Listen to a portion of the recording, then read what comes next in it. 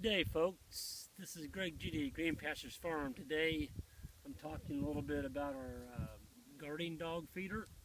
This goes in with our sheep, and we do run hair sheep. We have guard dogs out here with the sheep, and this is our self feeder. The way this works is it's on runners, and we actually use these landscaping timbers, and you can see I just got pig panels stapled to this structure. And this is the most important part right here. This is where the dogs actually slide under. And this distance from here to the ground is around 9.5 to 10 inches. And the dogs can get underneath here, but the sheep, I've never ever found a sheep in here. Now you can see from the hair on the side of it, the hair sheep are shedding right now. And they like to rub on the edge of this to kind of get the hair off. But that feeder in there, it actually has a door on it that has magnets on it. So when the dogs push their head against that, it opens up, they eat the feed, and it has a gravity flow system.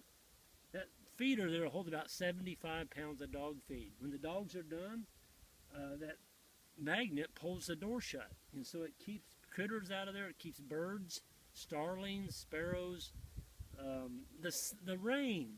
When you park this on your pasture with the sheep, this is pulled from paddock to paddock. There's a chain on the front. We just put it on our four-wheeler, or you can pull it by hand. Park this thing so that opening on that feeder is always facing south. We never get a driving rain out of the south.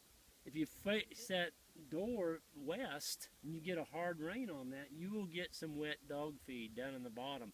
And once the feed gets wet, you want to get it out of there. You don't want to be feeding your dog wet dog feed. But this allows us to have our dogs where they can have feed anytime they want. We do feed a considerable amount of meat scraps, and that does help the dogs. I think they do better on meat scraps. So if you have a butcher you can get a hold of, feed them some meat scraps. It's a nice treat for them. We've got some young dogs in here that are actually growing muscle and strength. Nothing like a good meat scrap for a dog. But this is really handy. In the summertime, your dogs won't eat very much because it's warmer. In the wintertime, never let that thing get empty. If you've got dogs that are not with your sheep and they're roaming, they're probably hungry, or that could be one of the things that's happening.